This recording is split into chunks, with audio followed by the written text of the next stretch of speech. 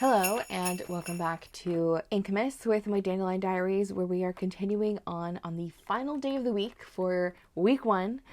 This is going to be day 7, and let's just see what we get today. I'm not even gonna premonition anything. Okay, looks like we have our first pink of the year, which is always exciting. I feel like we need more pinks in these calendars.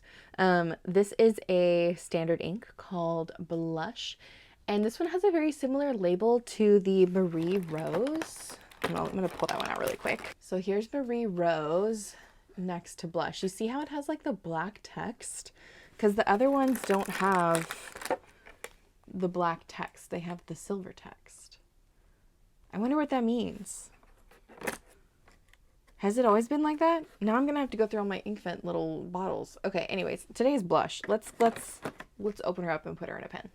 For Blush, I decided to ink it up in a Lucky pen, so hopefully we'll get a lucky ink here. This is the Lucky Star Pens 𝗦𝘃𝗃, which is a blank poured by Lisa Marie over at Poorly Controlled. I was so lucky to get to score one of these when they did another batch of them. I love this pen. It is so much fun. There's so many things going on in the resin. It's kind of transparent, glittery, ribbony. It's got a lot of different fun colors, but ultimately I felt it's a very pink pen. So I want to put a very, hopefully, pink ink in it. Ooh, okay. This ink is really pretty already. It's kind of, I don't know, blush is a good name for it because it's very like blush in the sense that it's pink, but it also has a nice muted beigey tone to it too. I'm excited to swatch this one. I am already a fan of this ink. It has a very soft pink to it with the beige, like I mentioned, but there's also hints of like orange and peach.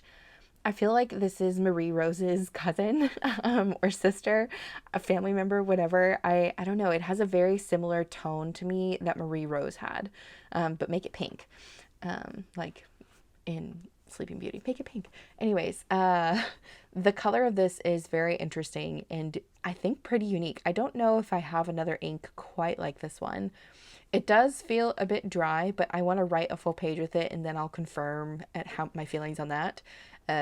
But shading wise, this one looks like it's going to have some really, really fun shading. I finished my full page and I love this color. This color is so pretty. It's so soft, so feminine. It's like I took a lipstick out of my drawer and just decided to put it in a pen and write with it. It's so beautiful. It's definitely a very nice blush color. I will say when writing, I didn't find it as dry as Marie Rose, and both of these pens are fine, and both of the pens I used were pretty well flowing. This one definitely behaved much better in terms of writing. It was much smoother.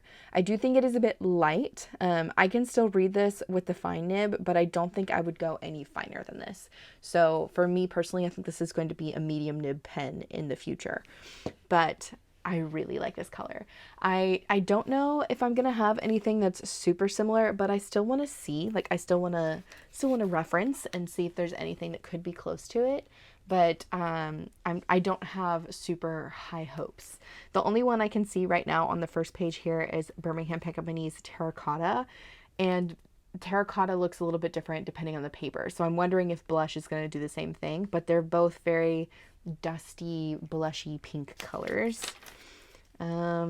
Okay, that's kind of surprising. It's very similar to Herbin's Rusty Anchor. I'm not even going to try to say that in French. And it's also kind of similar to Papier Plume's Garden District Azalea. Garden District Azalea is a bit more bright. It doesn't have as much of a muted tone, but the Rusty Anchor ink is pretty darn close. And to me, Rusty Anchor is much drier than Blush is, at least from my memory. But it's cool that those colors are so similar, because I'm pretty sure Diamine inks are, I don't know if they're more affordable than the Herbin inks. I'm not sure. Actually, let me not make any statements with that because I may be wrong.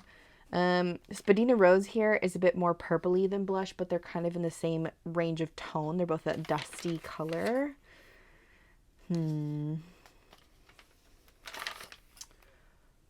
It's also kind of similar to Color vs. Brunch Date. So I guess this could be considered a brown pink since all of the ones that are matching it are a bit more in that brown pink family.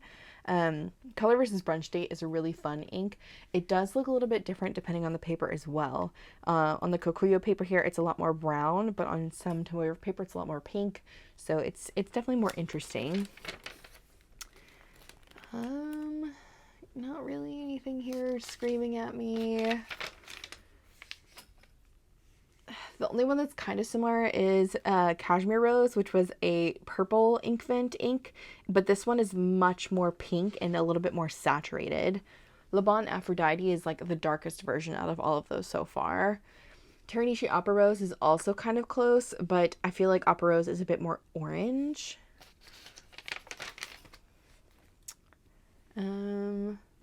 Okay, 𝗤𝗏𝗄𝗃's Year of the Rabbit is pretty similar.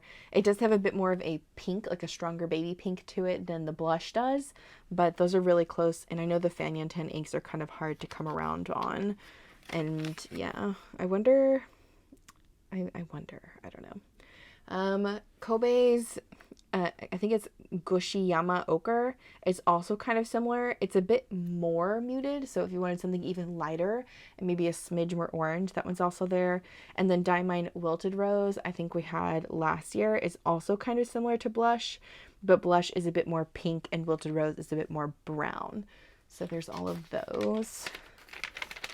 And this is my last pink page, and I don't really see anything that matches there. So yeah, kind of a few good ones out there that are very similar. I'm kind of surprised.